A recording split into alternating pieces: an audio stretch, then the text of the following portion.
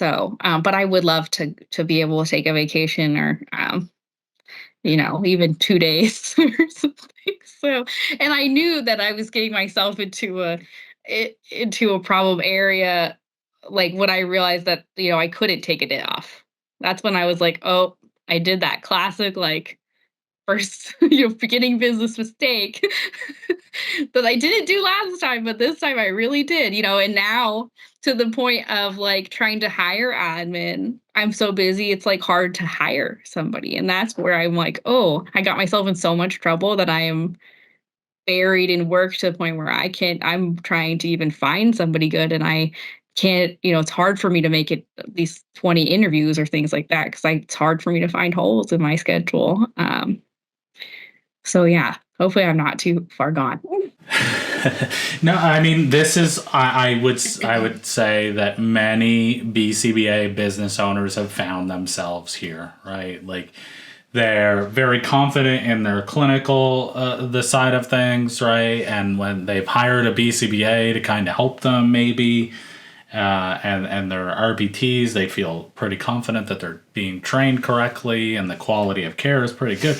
And then they take on a bunch of this admin stuff and they can't let go of it. And I think that we kind of found ourselves in a very similar situation. Like, I think the scheduling one for sure, like it is a very difficult skill to train somebody on, right? Mm-hmm. It's like almost an art form, I find. Right. In many ways. Love doing scheduling. However, it had me so like attached to everything that I couldn't not answer a text or an email or a phone call because it might be about scheduling, and I was the only one that held the magic for that. Right. Yeah. So letting that go it certainly can be difficult, and like the what I have heard and I have said it myself is, let's say I can find a person that I would feel comfortable hiring. I don't have enough time in the day to train this person on how to schedule, right? Like, this is going to take at least 3 months to train them on how to do these things. And that means that I have to do it and I have to train them. Like there's no possible way that I can do both. So I'm just going to continue doing this. And if you don't already have your processes written down, then it's like you got to get it from your head to the person. Yeah. So, I mean, I guess the first thing that I would ask is, have you tried any of these automated scheduling systems? I think there's ABA Schedules is one of them. Have you tried any of them? No, I haven't. So I have heard pretty good things about them. So that may be something worthwhile trying out. I don't know the costs. We've had a conversation with them once, maybe 3 years ago. So like we are not partners, we're not affiliated with them at all, but I've heard pretty good things about them.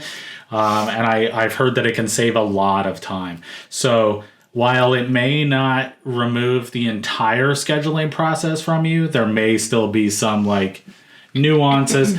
Like I don't know how it would interact with telehealth, and I assume you're doing in-home as well. Is it's mostly in clinic and school. Okay, so I don't know how it would interact with telehealth /school / right. Like I don't know if it would understand the nuances between them and how they may stack and like that stuff. But it may at least alleviate some of the pressure off of you to the point where it's at least doable, right? Like it's at least like, okay, this no longer takes 15 hours a week. It only takes maybe 10 hours a week. Like at least it cuts some. So like automating as much of this as you can humanly possibly do.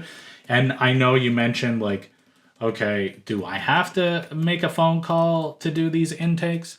A lot of this stuff may be automatable, right? So like somebody fills out the new client application and it automatically sends them an email and says, hey, here's the next step, we'll be reaching out to you soon, but here's the next step. Like, so things like that can certainly help, and so if I'm sitting down, we're kind of listing off, similar to what you already said, we would just list out all the things that you hate and see if there's anything that we can automate out would be, the first step. So yeah, so I would highly recommend demoing ABA schedules just to see if it helps. I know there are some other platforms that do scheduling too. I believe Central Reach does scheduling. And again, you may even want to do a Facebook post and just say, hey, has anybody tried any of these scheduling apps? Does it work? But I have really heard some good things about ABA schedules, so that may be helpful. And then you may have the opportunity to, like, again, if there are some areas where it just doesn't quite meet what you need, then maybe an admin person can do that final piece with your approval, right? Does that make sense? So that would be the area that I would go with that. And like I said, if there are any ways that you can automate the intake process, that could certainly help. And then I like the other thing that I heard you mention was like, you want to be in it enough so that you can head off any of the issues before they become major issues. And so, can I interrupt you? To go back to intake calls? Yeah. So for me, I really like doing intakes, and I liked making those phone calls or receiving them. But I found that when I did like a time audit, that I was spending way too much time talking to the people. And also once I got their life story, then I felt so obligated and like responsible for sometimes I felt like more so than the guardian I talked to about making sure that this kid got in on our schedule and got what they needed. So as hard as it was, that was one of the first things that I trained our admin on, and she was in clinic. She was in person admin. She had multiple jobs. But that was one of hers is she sat in on several of my like initial intake phone calls just to kind of get a sense of it. And she would take notes, and she was really good at synthesizing information and summarizing. So she was able to kind of come up with the questions that she heard me ask, or general questions. So then together we formulated like a script type thing with specific questions. Now she had the ability, like she didn't sound like she was having a script with the parents. And of course, as she got more practice, she got better at it, and she was able to answer a lot of questions. But having her do that first layer of intake, and like, so we would like have an intake form they would fill out, and then we would send them an email, like a form email, and then like Gabby would call, or admin would call, or sometimes she would just answer the phone, and it was, "Are you taking new clients?" And then it was just a cold conversation right off the cuff, right? So anyway, so she got really good. So that gave my prospective clients a person to talk to, and a personable person to talk to.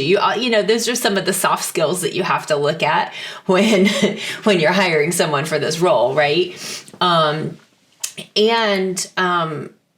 Maybe even some of your BCBAs who are training. Now, I know that they wouldn't be able to like really just take cold calls because they're probably going to be with clients and their schedule's limited.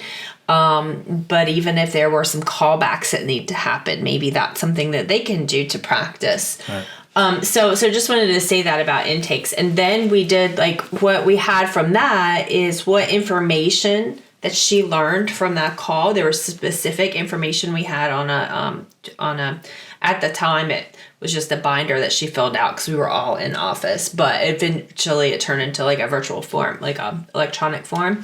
But then there was specific information that she would gather from that call and put into the spreadsheet that we would all share and all had access to.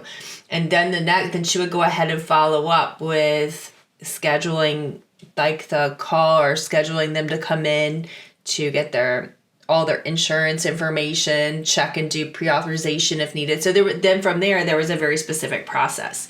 So then if there were people who never responded or never sent in their insurance information, or they never followed up on confirming the assessment date, or then that was noted in the log and we moved on. And that was, looking back at that was a hard thing to let go of. but I still had I still had all the information at my fingertips as needed. And that was, I didn't have to with this staff because they were so good about keeping up with that stuff. But if, in the beginning, it would just be following up, making sure that they're keeping up with this information, and you have a specific protocol that you're following, and all the pieces can just fall into place. And that could be a way of automating it without an external service or without AI or without, you can still have that very personable piece. And then we also had flags where it would be an immediate phone call to me if there was a very specific situation that came up that the normal answers or her level of information or understanding couldn't go. Like, let's say, maybe there was some pretty dangerous behaviors or some very specific questions about a very specific thing, then she would schedule a phone call for me and this mom or parent, Right. Yeah. So thank you. Sorry, sorry for interrupting. I just wanted to share that information because I know a lot of us as business owners don't want to lose that personal piece that we somewhat love, but at the same time, we don't. It can also be draining. Because it is very draining, and it's putting a lot of time into. And this is where the business part kicks in too, right? Like, you're in the business of helping people, yet you have to keep things moving or you're going to lose money too. So it's a sticky situation.